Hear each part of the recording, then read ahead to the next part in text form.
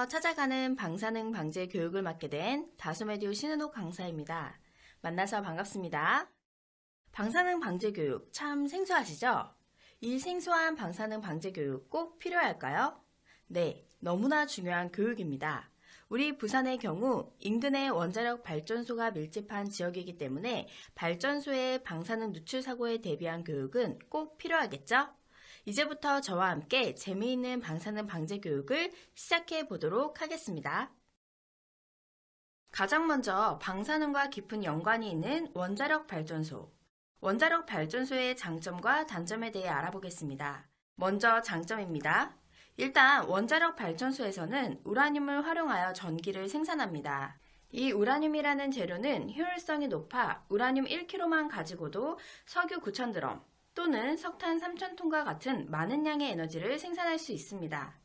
재료를 적게 사용하다 보니 전기를 만드는 과정에서 나오는 온실가스 또한 적게 배출하는 장점을 가지고 있습니다. 단점으로는 원자력 발전소 사고가 발생할 경우 방사능이 누출될 수 있다는 위험성이 있습니다. 또한 원자력 발전소를 운영할 때 나오는 쓰레기, 우리는 이것을 방사성 폐기물이라고 부르는데 이 방사성 폐기물도 위험한 물질이기 때문에 처리하기가 쉽지 않다는 단점이 있습니다. 그럼 우리나라에는 총 몇 개의 원자력 발전소가 있을까요? 정답은 2022년도 현재 26개입니다. 지도를 보시면 좌측 전남 영광의 한빛 발전소에 6기, 우측의 경북 울진 한울 발전소에 6기, 그 아래 경주 월성 발전소에 6기, 울주 세울 발전소에 2기, 그리고 부산 기장의 고리 발전소에 6기가 있습니다. 이 중에서 월성 1호기와 고리 1호기는 현재 설계 수명이 다하여 운영 정지 중입니다. 특히 우리가 살고 있는 부산 인근에는 고리와 세울 원자력 발전소에 총 8기가 있어 많은 원자력 발전소가 밀집해 있다는 것을 알 수 있겠죠? 그렇다면 여기서 질문. 지도를 보시면 원자력 발전소는 지역적으로 주로 어디에 분포해 있을까요? 그리고 그 이유는 뭘까요? 네, 정답은 바다입니다. 그 이유는 원자력 발전소를 운영하기 위해서는 주기적으로 열을 식히기 위한 물이 많이 필요하기 때문입니다. 간단하게 원자력 발전소에서 전기가 만들어지는 원리를 설명해 드리도록 할게요. 일단 1번 부분에 우라늄이라는 재료가 있습니다. 그런데 우라늄이라는 재료는 서로 부딪히며 핵분열을 하는 성질을 가지고 있다고 해요. 그럼 계속 부딪히면서 핵분열을 하면 무슨 에너지가 발생할까요? 우리 서로 때리면 아프고 그 부분에 열나죠. 그것처럼 열에너지가 발생합니다. 이 열에너지는 입원에 있는 물을 간접적으로 데워 물을 증기로 바꾸고 그 증기는 터빈을 돌려 발전기의 전기를 만들어준다고 합니다. 그런데 만약 계속 핵분열하고 계속 뜨거워지면 나중에 어떻게 될까요? 그렇죠. 너무 뜨거워지면 물을 담고 있는 시설물이 녹아버리겠죠? 그렇기 때문에 3번의 복수기라는 것이 필요합니다. 복수기는 차가운 물을 끌어다가 두 번째 물을 식혀주고 나가고 하는 것을 반복하면서 온도를 조절하는 것입니다. 그렇기 때문에 원자력 발전소는 안전하게 운영하기 위해 바다 인근에 위치해 있습니다. 여기까지 잘 이해가 됐죠? 혹시 우리가 뉴스를 통해 익히 알고 있는 핵무기도 우라늄으로 만들고 있다는 것을 알고 계신가요? 그렇다면 우라늄이라는 같은 원료를 사용하는 원자력 발전소와 핵무기는 어떤 점에서 다른지 한번 살펴보도록 하겠습니다. 원자력 발전소에서 사용하는 우라늄은 5% 이하로 저농도로 농축되어 있어요. 그래서 순간적으로 폭발하지 않아요. 그렇기 때문에 발전소에서 방사능 사고가 발생하더라도 우리가 대피할 수 있는 시간이 있습니다. 그러나 핵무기의 경우 90% 이상으로 고농축으로 농축되어 있어 우리가 생각하는 것처럼 순간적으로 펑 하고 폭발하는 것이죠. 맥주와 실험용 알코올을 생각하면 이해하기 쉬워요. 맥주는 알코올 도수가 낮아서 불을 붙여도 불이 붙지 않지만 실험용 알코올의 경우에는 불을 붙이면 불이 붙는 원리와 같다고 생각하시면 됩니다. 2011년도에는 우리나라와 근접해 있는 일본 후쿠시마에서 원전 사고가 발생합니다.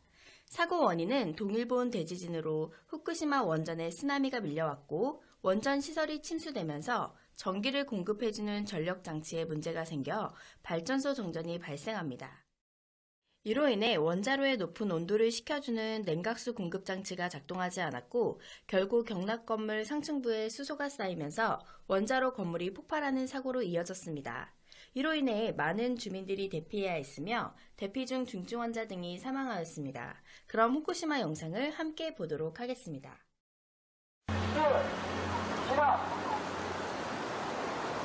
2011년 3월 11일 으아, 승문. 물어. 넣었다. 거대한 재앙이 왔다. 지진이 불러온 거대한 물의 재앙.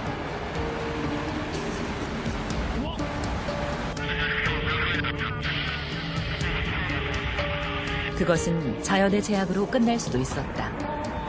그러나 사람이 초래한 재앙과 만나 상상할 수 없는 피해를 남겼다.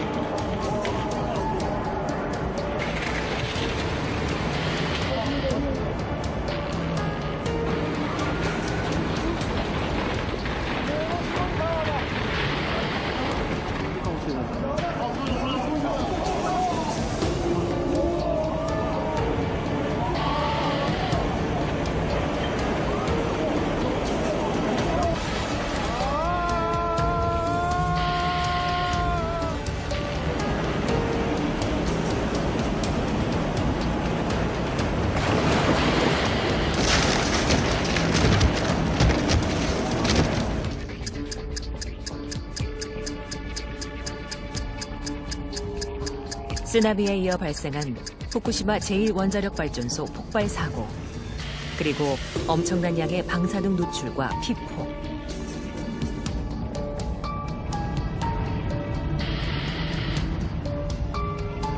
가장 안전한 에너지라고 믿어왔던 원자력. 그 신화는 일거에 무너져 버렸고 사람들은 혼란에 빠졌다.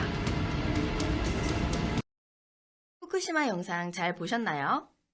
방사능 누출 사고가 나면 누출된 방사능으로 인해 방사능 구름이 형성되고 이 구름은 방사능 낙진이라고 해서 방사능이 포함된 먼지를 뿌리고 다닙니다. 이 방사능 낙진이 우리 몸 겉에 묻게 되면 이것을 우리는 외부 피폭이라고 표현합니다.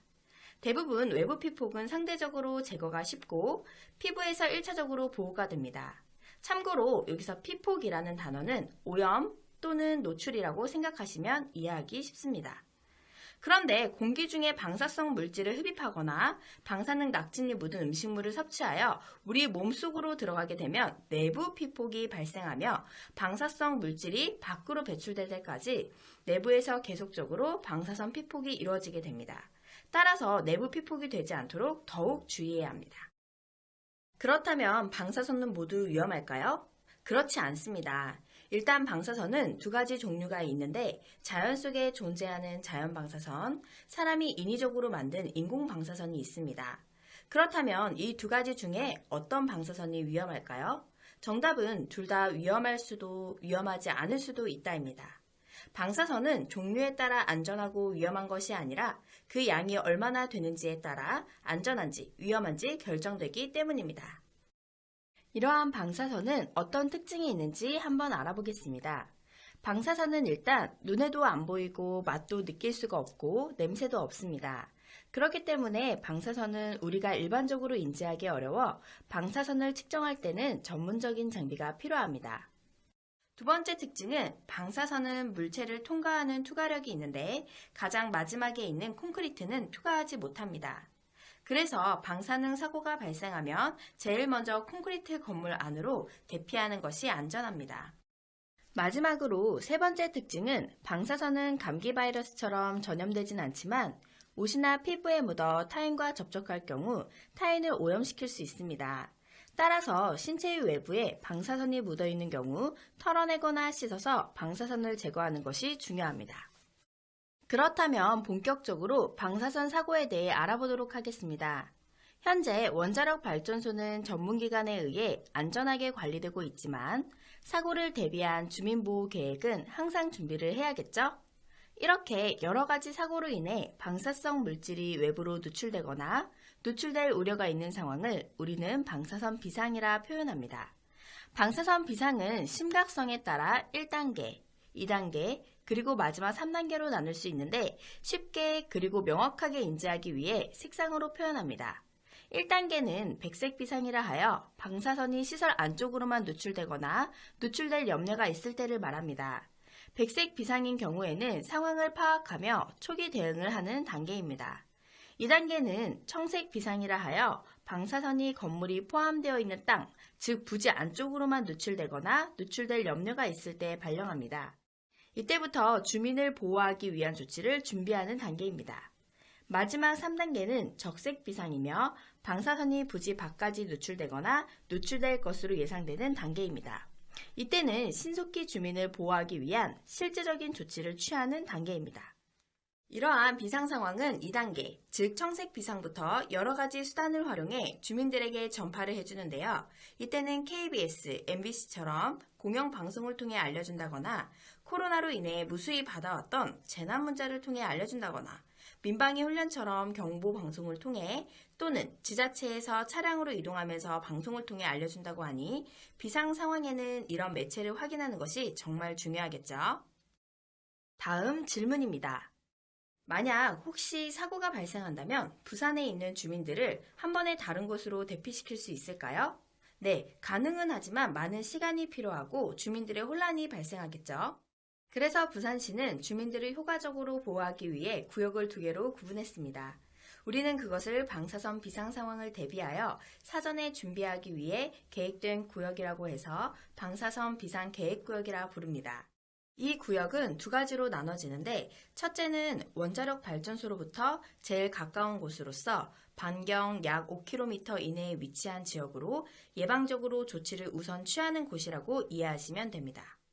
두 번째는 원자력 발전소로부터 약 28에서 30km 이내에 위치한 지역으로 이곳은 방사선 노출 상황에 따라 실내 대피를 하거나 또는 안전한 지역으로까지 대피를 할 수 있는 곳입니다. 내가 살고 있는 곳이 어디에 속하는지 미리 확인해 보시면 좋을 것 같습니다. 그럼 제일 중요한 방사선 사고 시 일반 행동 요령에 대해 알아보겠습니다. 가장 먼저 신속한 실내 대피를 해야 하는데 어디 건물 안으로 해야 할까요? 네, 맞습니다. 콘크리트는 투과가 어렵다고 했기 때문에 콘크리트 건물 안으로 실내 대피하는 것이 효과적입니다. 두 번째는 실내 대피 후 무엇을 해야 할까요? 가장 먼저 창문을 닫고 환풍구가 있다면 환풍구를 막아 외부에 오염된 공기가 내부로 들어오는 것을 막아야 합니다. 그리고 외부에서 방사선에 묻었을 수 있으므로 옷을 조심히 벗어서 이중으로 된 비닐에 담아 묶어서 집안에서 가장 이동이 없는 곳에 보관하시면 됩니다. 그리고 몸에 묻은 방사능을 제거하기 위해 샤워를 하는 것이 좋은데 샤워를 할 때는 샤워한 물이 눈, 코, 입 또는 상처로 들어가지 않도록 해야 합니다. 마지막으로는 재난방송을 꾸준히 시청하고 전기가 끊기는 상황에 대비해 라디오와 건전지, 랜턴 등을 준비하는 것이 좋습니다. 학교에서 학생들의 행동 요령은 가장 먼저 교실로 대피하고 교실문과 창문은 닫습니다. 두 번째, 에어컨과 환풍기는 끄고 재난방송과 학교 안내방송을 들어야 합니다. 그리고 귀가 중에 대피 발령을 듣게 되는 경우에는 가까운 건물 안으로 대피하셔야 합니다. 그리고 마지막으로 재난방송을 주의 깊게 청취하여 방사성 물질의 이동 경로를 수시로 확인해야 합니다. 교직원의 경우에는 아이들을 모두 교실로 대피시키고 없어진 학생은 없는지 인원 체크를 해주셔야 하고 재난방송을 청취하여 안내사항을 확인해 주셔야 합니다. 부산시 또는 교육청에서 지시사항이 있으면 지시에 따라 이행하시면 되는데 휴교령에 대비하여 학부모에게 연락 및 학생들을 귀가 준비시킬 수도 있고 학생들을 안전한 지역으로 소개시킬 수도 있으며 학급별로 방사선 비상 시 먹어야 할 약을 나눠줄 준비를 해야 할 수도 있습니다. 여기서 단어를 하나 설명드리자면 안전한 지역으로 소개시킨다고 했는데 여기서 말하는 소개는 자기소개의 그 소개가 아니라 안전한 지역, 예를 들면 30km 밖으로 멀리 벗어나는 것을 소개라고 합니다. 우리가 보통 알고 있는 대피와는 다릅니다. 대피의 경우에는 안전한 지역으로 피하지 못했을 때 방사선 노출의 피해를 줄이기 위해 학교나 집 같은 건물 안으로 들어가 머무르는 경우를 대피라고 표현하고 안전한 지역까지 이동하는 것은 소개라고 표현하는 것이죠. 그리고 방사선 비상시에는 상황에 따라 우리 몸을 보호하기 위해 먹는 약이 있는데 바로 갑상선 방울약품이라고 합니다. 갑상샘은 목 앞에 있는 나비 모양의 기관인데 호르몬을 만드는 역할을 하는 기관입니다. 원자력 발전소 사고 시 누출되는 방사성 물질 중에는 우리 몸에 해로운 요오드도 포함이 되어 있는데요. 이 요오드가 우리 몸에 들어와서 몸을 오염시키는 것을 방지하기 위해 먹는 약입니다. 또한 이 약은 모든 방사성 물질로부터 보호가 되는 것은 아니며 방사성 요오드만 보호를 해준다고 합니다. 복용 시기는 방사능 노출 직전 또는 직후에 복용해야 효과적이므로 부산시 또는 재난방송의 복용 지시에 따라 복용하시면 됩니다. 그리고 당연히 약품이기 때문에 연령별 복용량 차이는 있습니다. 성인의 경우에는 130mg 한 알, 어린이의 경우에는 65mg 반 알을 복용해 주시면 되고 나이가 어릴수록 그 용량은 줄어듭니다. 안전한 지옥으로 가는 것을 우리는 소개라고 했나요? 대피라고 했나요? 그렇죠. 소개입니다. 소개 시 유의사항도 있는데요. 1번, 비상식량과 옷, 약품 등 챙겨가셔야 합니다. 2번, 모든 문과 창문은 잠가야 합니다. 그래야 방사능 오염을 줄일 수 있습니다. 3번, 화재 예방을 위해 전기, 가스, 보일러, 가전제품 등 전원은 꼭 끄고 이동하셔야 합니다. 4번, 소개 시에는 안내에 따라 도시철도, 기차, 버스, 자가용 등으로 구호소로 이동하시면 됩니다. 마지막 방사선 피해를 줄이기 위한 3원칙도 있는데요. 첫 번째, 방사선에 오염되는 시간은 짧게. 두 번째, 방사능으로부터 거리는 멀리. 그리고 마지막은 우리가 콘크리트 안에 들어가면 콘크리트가 우리를 보호해주는데 이것을 차폐라고 표현합니다. 그래서 3원칙은 시간, 거리, 차폐. 따라해볼까요? 시간, 거리, 차폐.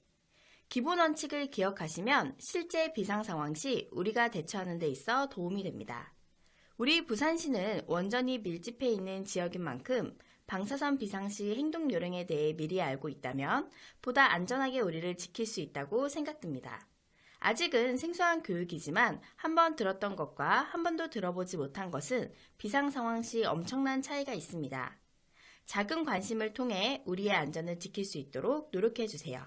지금까지 방사능 방제 교육이었습니다. 감사합니다.